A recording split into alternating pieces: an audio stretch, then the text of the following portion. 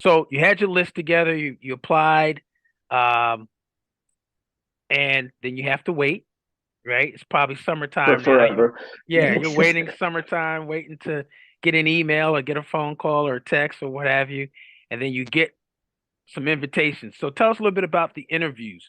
Um, Not only about the interview days and the number of programs that you received invitations from, but also uh, the interview as it relates to maybe specific questions that maybe as an ortho candidate that you will only get as an ortho candidate versus a pedo or oral surgery candidate.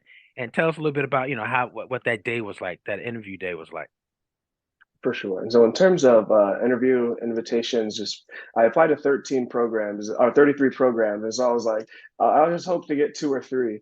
But luckily enough, I was able to receive like 13 invitations, and then I was able to attend like 10 of those interviews. And so I got super, super grateful for how the cycle ended up. And then going forth towards the interviews, I was not sure, not there's not any information online about what a lot of ortho things, whether it be like what GRE score to get, how to be competitive, let alone the questions to expect for an interview. And so I didn't necessarily know what to expect, and I was very shocked to see how casual a lot of these interviews were.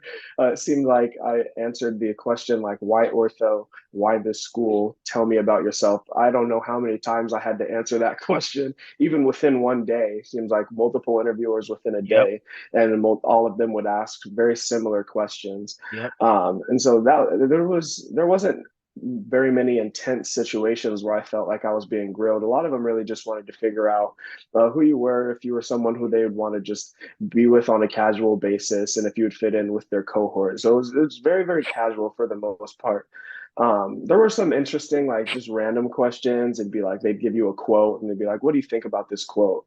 Which is kind of random. Or they would ask you to like teach them something or like how to Yep. do something or about something.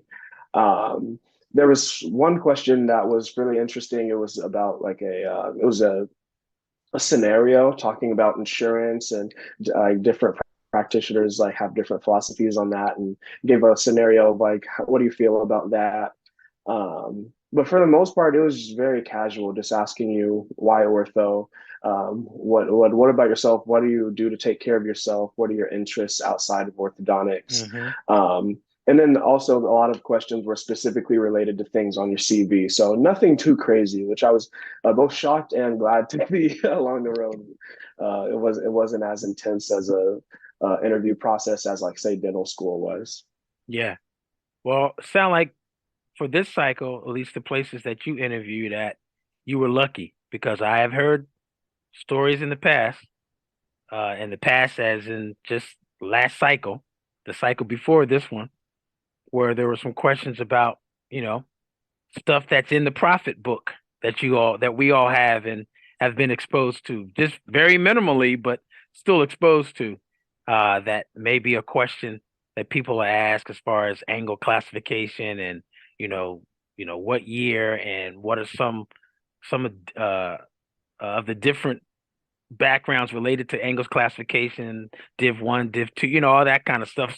Basic things that, of Yeah, course, you that's should tough. know, things that you should know, even as a dental student, but not as an orthodontist, but things that you should definitely know because you're interested in ortho, right? Uh, Definitely. but yeah, so I've heard stories about that as well. So sounds like you got off pretty well. And you're right. For the most part, a lot of programs want to know who you are as an individual, right? This is the first time that they maybe get to meet you face to face if your interviews were in person or even virtual, so that they can put a face and a personality and a character to your name and your application. So, and which is key because they want to know who they are getting as part of the overall culture and the environment in the residency program. Um, but again, even with that short amount of time, you can be on your best, anybody can be on their best behavior for 20, 30 minutes in an interview. So, but Yeah, it's still crucial, right? It's still important. So 13 100%. interviews out of out of your application pool, and you're able to do 10 of those. Now, were those, again, those programs, where were they located? Those 10 interviews, did you have to do a lot of traveling? Yeah, I was jumping from coast to coast pretty much. I didn't get lucky with being able to stay like say I was in California, go to another California program. It was going from it was from Pacific time zone to East time zone Oh repeatedly my God. for like a month. It was just jumping back and forth. Yeah. And so the traveling was really interesting, having to be on a Pacific time zone one day, then East time zone the next day, and then back on Pacific the next day, and then back on East the next day. And so it was very interesting. But I was grateful nonetheless to be able to have that burden Yeah. to have to jump time zones. Yeah. But most of them were in like West Coast programs. It was like split in half pretty much. West Coast programs, one program in Texas, and then other programs were like either Midwest or on the East. But that was mainly where I pretty much applied in the first place. So that's good to know, because I know a lot of people, always want to get an idea as to programs people are applying to and why. And in a minute, you're going to share with us, we're going to reveal where you matched at. But can you give us an idea of those 10 interviews, where they were? What programs were they? It was like the Arizona School of Dental and Oral Health, Mhm. then University of Washington, UCLA, Michigan, UCSF, um, Oregon, uh, Maryland, Texas, San Antonio, Yep. Columbia, VCU. Yeah, those are the ones I went to, and then I didn't attend Case Western, Minnesota, and Illinois, Chicago. UIC. Yep.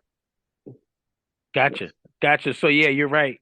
You guys heard the list. It's all over the place. West Coast, Mid Coast, or mid well, no coast, and then East Coast.